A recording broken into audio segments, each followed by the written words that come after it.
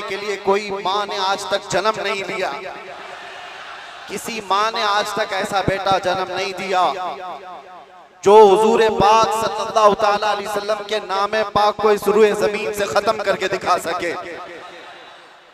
हमारा जुर्म क्या है, हमारा कसूर क्या है, हम बोलते क्या है? हम बात सिर्फ मेरे मुस्तफ़ा करीम सल्लल्लाहु अलैहि वसल्लम की करते हैं। और अगर ये हुजूर पाक सल्लल्लाहु अलैहि वसल्लम के नाम और उनके नामूस की बात करना जुर्म है तो हर बार करेंगे, हर बार करेंगे, 100 बार करेंगे और वक्त आए तो सरेदार करेंगे।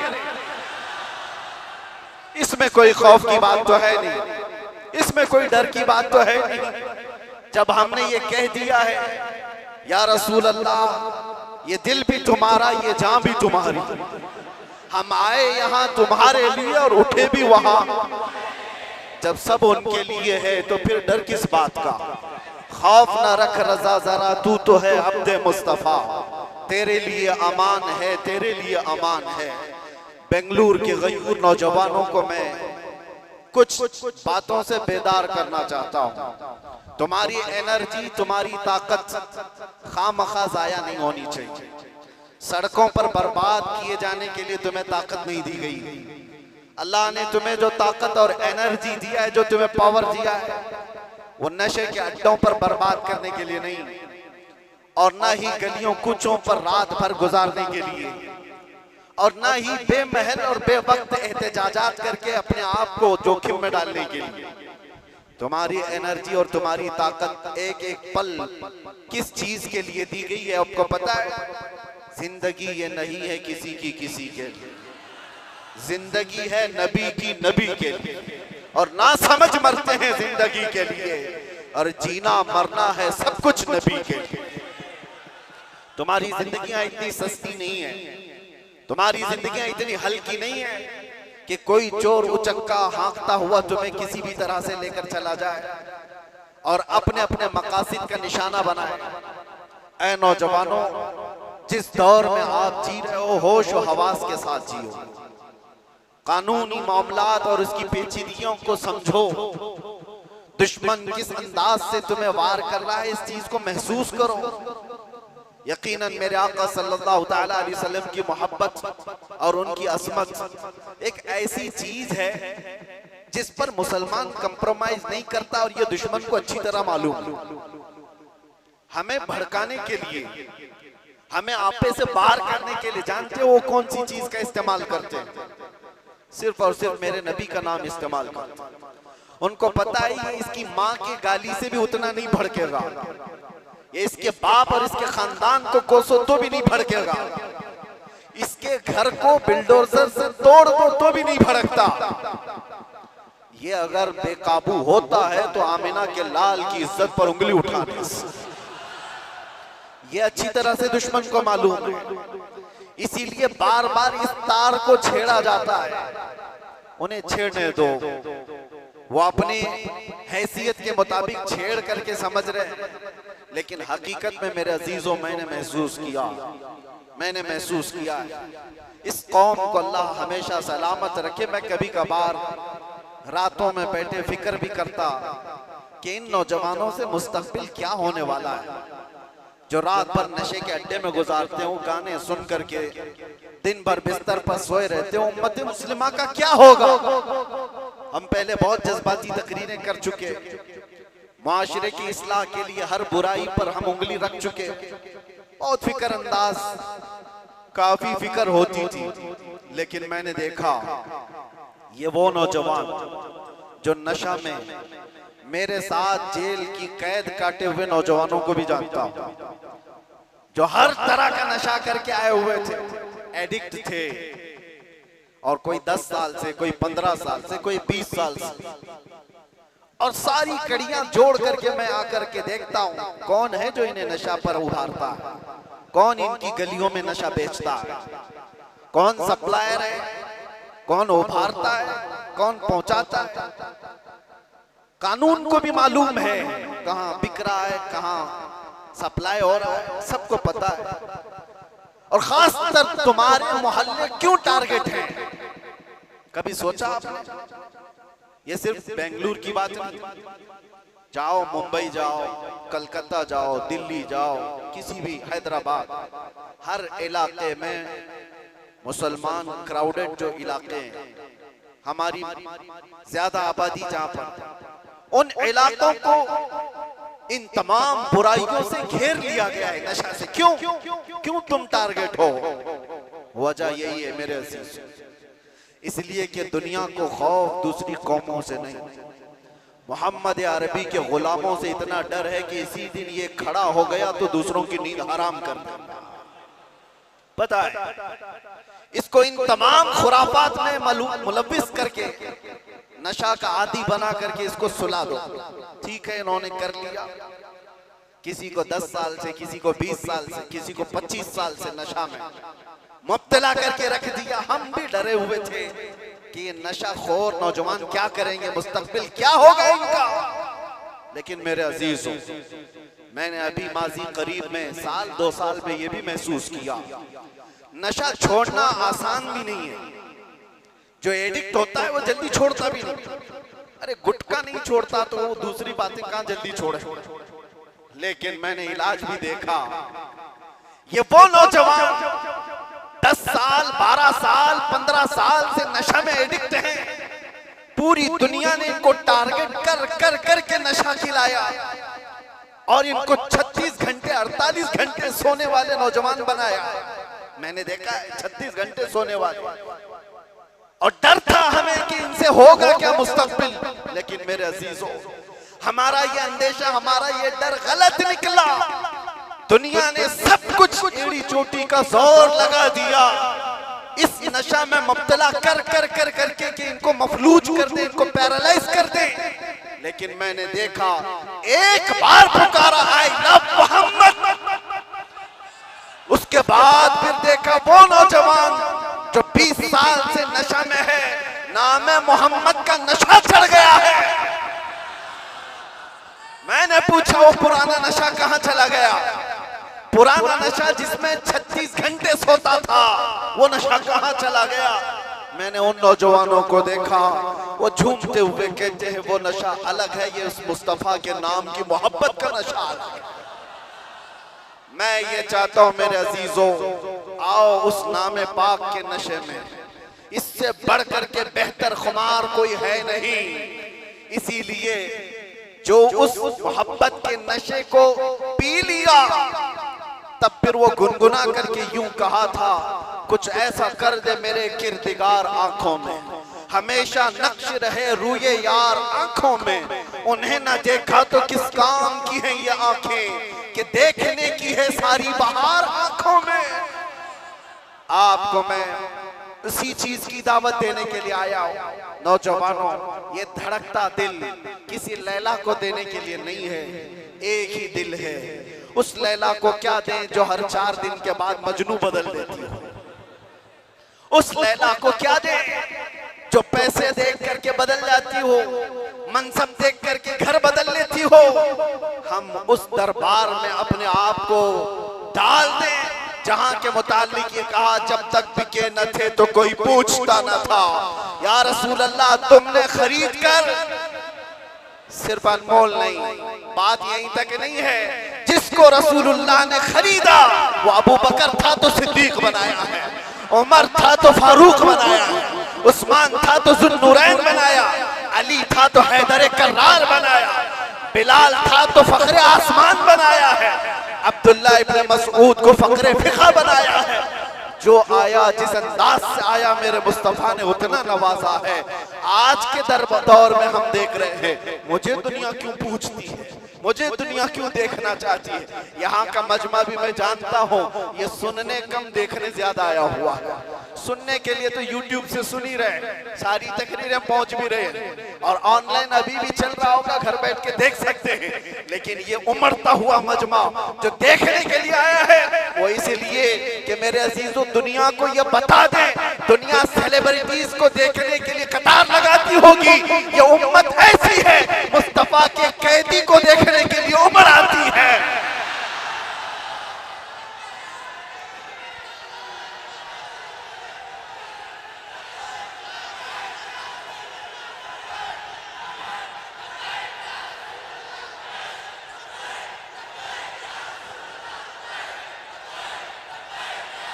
वरना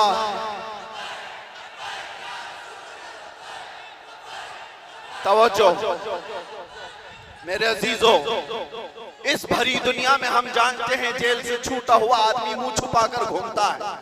लोग क्या बोलेंगे, जेल से आया है ना, हम जाने में मुंह छुपाए थे ना आने में मुंह छुपाए। अरे वो छुपा करके वो जाए जो चोरी करके गया हो, जो डकैती करके गया हो, रेप केस में अंदर गया हो, माल खा करके अंदर गया हो। वो क्यों मुंह छुपाए जो लब्बैक या रसूलुल्लाह कह कर गया हो।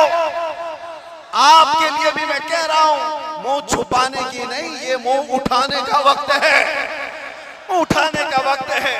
इसलिए कि मेरे अजीजों, उस नामे पाक के बाद अगर कोई मुसीबत आती है तो ये हुकूमतें या ताकतों के जरिए से वो तो जरिया बनते हैं। असल बात ये है कि हमें अल्लाह तबारक व तआला उस अजीम इम्तिहान से गुजारना चाहता है जो बिलाल हबशी को दिया गया है, जो खब्बाब बिन अल-अरत को दिया गया है, जो खुबैब बिन अदी को दिया गया है, जो ज़ैद बिन दसना को दिया गया है। मैं तारीख पढ़ता हूँ, हमेशा एक बात याद आती है, मेरे साथ भी सेम मामला हुआ था। हालांकि कंपैरिजन कुछ नहीं, बिला तशबीह बिला तमसील। इमाम अहमद बिन हंबल 5 लाख हदीसों के हाफिज हैं। आपको एक फतवे की वजह से 3 बार कोड़े मारे गए, 3 बार। और कोड़े किसको कहते हैं? ये जो कमर का बेल्ट है इसको नहीं, वो चमड़े का पट्टा होता था, एक बार मारते थे तो चमड़ी लगकर आ जाती थी। ऐसे कभी 80 कोड़े, कभी 100 कोड़े। इमाम अहमद बिन हंबल को जब ले जाया जा रहा था, ये तीसरी मर्तबा था, वक्त का खलीफा जब जल्लाद को हुक्म दिया कि इस बार फिर इनको कोड़े मारो, इनको फतवा वापस लेने के लिए कहो। एक शख्स ने कान में आकर के कहा, वो भी बड़े आलिम थे उस वक्त, कहा कि आप मुझसे कान में कहते से मैं सारा मामला सही कर लूंगा, निपटा लूंगा। आपने कहा मेरे मुस्तफा की इज्जत और उनकी शरीयत कानों में नहीं बोली जाती, कानों में नहीं। इसलिए हम भी भरे मजमा में कहते हैं।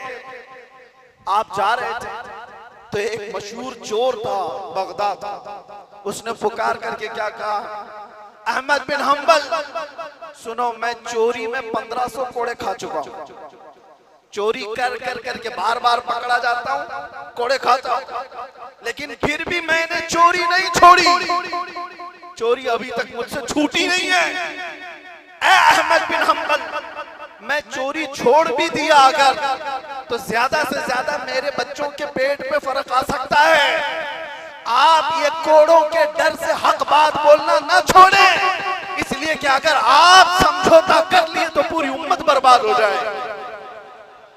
इमाम अहमद बिन हंबल कहते हैं, अच्छों से बढ़ करके उस चोर ने दर्स दिया था, उस चोर ने सबक सिखा दिया था कि लोग सजाओं के डर से जब चोरी नहीं छोड़ते तो हम सजाओं के डर से मेरे मुस्तफा का नाम लेना क्यों छोड़ दो, हुजूर की इज्जत पर बात करना क्यों छोड़ दो। और अब तो हमें पता है हमारी जिंदगी बची क्या है, हमारी जिंदगी की असर हो गई। जिसकी उम्र 40 साल के करीब होती है, वो कहा जाता है असर का वक्त हो गया उसकी जिंदगी। असर से मगरिब में कितना टाइम रहता है? सूरज डूबने को बहुत थोड़ा सा वक्त रहता है। हमारी जिंदगियों की असर हो गई, मगरिब में थोड़ा सा वक्त बाकी है। जो जीना था रब तबारक व तआला ने खुशियां अता की, बचपना भी खुशहाल, हमारी जवानी भी खुशहाल, हमने जो पढ़ना था पढ़ लिया, शादी बच्चे सब हो गए, तिजारत भी हो गई, माल भी, घर भी, सारी चीजें अल्लाह ने जो जीने की दुनिया में सराय सब अता कर।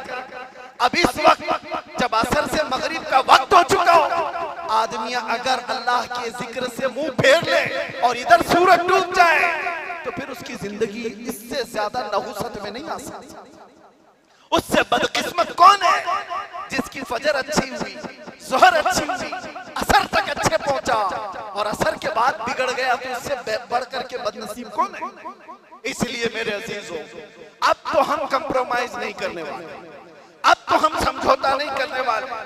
अब जो होना है, जिसको हमारे मुहावरों में कहा जाता है, जब सर ओखली में रख दिया तो मुसल से क्या डर। आदमी को पता है। बहरहाल आपसे मेरा एक मैसेज है, आपसे मेरा एक पैगाम है, ये और फितनों का दौर आता जाएगा और फितनों का दौर बढ़ता जाएगा। मेरे नबी पाक सल्लल्लाहु अलैहि वसल्लम ने फरमाया, मैं देख रहा हूं फितने मेरी उम्मत पर इस अंदाज से आ रहे हैं जैसे बारिश के कतरे, बारिश के कतरे जिस तरह आ रहे हैं इस तरह से फितने आएंगे। तस्बीह का दाना यानी तस्बीह उसकी गांठ अगर टूट जाए तो दाने किस तरह से बिखर जाते हैं। हुजूर पाक फरमाते हैं उम्मत में फितने इसी तरह से होंगे, एक दाना पकड़ने जाओगे दूसरा सरक जाएगा, दूसरा पकड़ने जाओगे तीसरा निकल जाएगा। तुम एक फितने से निकल करके आ रहे होगे, दूसरा सामने होगा और तुम ये कहोगे इससे बड़ा फितना तो मैंने देखा ही नहीं, जबकि उसके बाद फिर फितना आएगा। हुजूर फरमाते उसको देखकर फिर कहोगे तुम इससे बड़ा तो मैंने देखा ही नहीं। इस दौर में हम जिंदगी गुजार रहे हैं, हर आने वाला दिन एक नया फितना लेकर के आएगा। इसी जमाने के मुतालिक मेरे मुस्तफा सल्लल्लाहु अलैहि वसल्लम ने फरमाया तुम्हारा ईमान पर कायम रहना इतना मुश्किल हो जाएगा जितना हथेली में अंगारा लेकर खड़ा होना मुश्किल हो जाएगा। आग का अंगारा लेकर आदमी हथेली में खड़ा हो सकता है, इतना ही मुश्किल हो जाएगा। मैं देख रहा हूं उस दौर को, लोग हवाओं में ईमान बेच देते। आज जिसकी हवा देखा उसकी बोली बोलना शुरू कर दिया, इधर आंधी चल रही है उसके पीछे भाग गए। इसीलिए हुजूर पाक सल्लल्लाहु अलैहि वसल्लम ने यह भी फरमाया था कि ताकत की बोलबाला ऐसा होगा कि लोग उसी को सब कुछ समझ रहे होंगे। आज वही है ताकत, हुकूमत, सत्ता जिसके पास है, लोग ये समझते हैं उनके साथ ही रहने में भलाई है, उनके साथ ही रहने में भलाई है कि कुछ उनका छूटा हुआ झूठा खाने को मिल जाएगा। मेरे अजीजों, ये ईमान की अलामत नहीं। हुजूर ने ये भी फरमाया दज्जाल जिस वक्त जमाने में आएगा, दज्जाल उस वक्त का हाल ये होगा हजारों की तादाद में लोग ईमान छोड़कर उसकी फौज में शामिल हो जाएंगे। और हुजूर ने फरमाया दुनिया शुरू होने से लेकर कयामत तक उससे बड़ा कोई फितना नहीं। वो दौर भी आने वाला है। उस दौर की अलामत में क्या बताया मेरे आका ने? इरशाद फरमाया सच को झूठ बना दिया गया होगा और झूठ को सच बना करके पेश किया जा रहा होगा। क्या आज ये पूरा निजाम कायम नहीं है? ये सारा मीडिया ये दज्जाली निजाम पर चल रहा है। ये सब दज्जाल के चेले जितने भी बैठ करके भोगते हैं, जो सच्ची बात होगी उसको ऐसा तोड़ मरोड़ करके बयान करो कि वो झूठी लगने लगे, और झूठ को इतना सजाओ, इतना बोलो कि सच लगने लग जाए। आज उस दौर में तुम जी रहे हो। कितने बड़े बड़े चैलेंजेस हैं तुम्हारे पास, कितने बड़े बड़े चैलेंजेस हैं। ईमान पर कायम रहना मुश्किल हो जाएगा। इन हालात में अब आला हजरत क्या फरमाते हैं? इरशाद फरमाते हैं जब ऐसे हालात होंगे उसको कहा गया है सूना बन है, सोना जहर है, सोना पास है, सोना बन है, सोना जहर है, उठ प्यारे। 3 बार फरमाया आला। सोना पास है तेरे, सोना क्या है? गोल्ड तेरे पास है। सोना बन है, बन कहते हैं जंगल को। सोना जंगल सुना होगा नाम, वीरान है, बिल्कुल आवाज ही नहीं है, सोना जंगल है। सोना पास है, सोना बन है, और ऐसे वक्त में सोना जहर है। समझ में आई बात? 3 बार सोने का लफ्ज इस्तेमाल किया और तीनों में अलग अलग माने। सोना पास है, सोना बन है, और सोना जहर है, उठ प्यारे। तू कहता है मीठी नींद है तेरी मथी निराली है, शहद दिखाए जहर पिलाए, कातिल डाइन शोहर खुश, इस मुर्दार पे क्या ललचाए दुनिया देखी भाली। आज उसी दौर में हम जी रहे हैं। शहद दिखाए जहर पिलाए। तुम्हें जितना सजा सवार करके दिखाया जाता है ये असल दुनिया नहीं है नौजवान। मैंने ये सारी तमहीद इसलिए बांधी कि तुमको हाँक रही है दुनिया किस तरफ, तुम टेलीविजन पर थिरकने वाली तस्वीरों को देखकर फिदाई बन गए। तुम सोचने लग गए कि ये बड़ा स्टार आदमी है, ये हीरो है, ये एक्टर है, ये कोई एक्ट्रेस है, इसके पहने हुए कपड़े, इसका बनाया हुआ हेयर स्टाइल, इसके चलने के अंदाज, इसके खाने के अंदाज, इसने अगर किसी चीज की एडवर्टाइज की तो उसको लेकर पड़े जाना। ये दुनिया की दिखाई हुई परदेसी नींद पर जिसके पीछे तुम पागल हुए जा रहे हो, ये वही दुनिया है जो शहद दिखा रही है और जहर पिला रही है। असल में मामला ये है मेरे अजीजों, तुम्हें इस वक्त जगाना हमारी बहुत बड़ी जिम्मेदारी है, बहुत बड़ी जिम्मेदारी है। तुम इस जादू को समझो, इस जादू को समझो जो दुनिया तुम्हें खींच रही है। क्या बनाना चाहती है? मैं साफ लफ्जों में अगर कहूं तो तुम्हें क्या बनाना चाहती है? एक नौजवान को देखा, कानों में बालियां, हाथ में चूड़ी और बालों में चोटी हुई। हमने देखा अच्छा खासा नौजवान बन क्या गया, ना मर्द दिखता है ना औरत दिखता है। दुनिया तुझे तीसरी मखलूक बनाना चाहती है और तू शौक से इसके पीछे भाग रहा है। कभी सोचा भी नहीं औरतों को क्या बनाना चाहती है? पूरे जिस्म का लिबास हटा दे, बस कपड़ों के टुकड़े ऊपर और नीचे लगा दे, और इसको ये कहते हैं कि दुनिया का सबसे बेहतरीन फैशन है। अगर नंगा रहना फैशन है तो भैंस ज्यादा फैशनेबल है, हो तो कुछ भी नहीं पहनती। जानवर सबसे ज्यादा फैशनेबल है, नंगे रहने को फैशन कहा जाता है।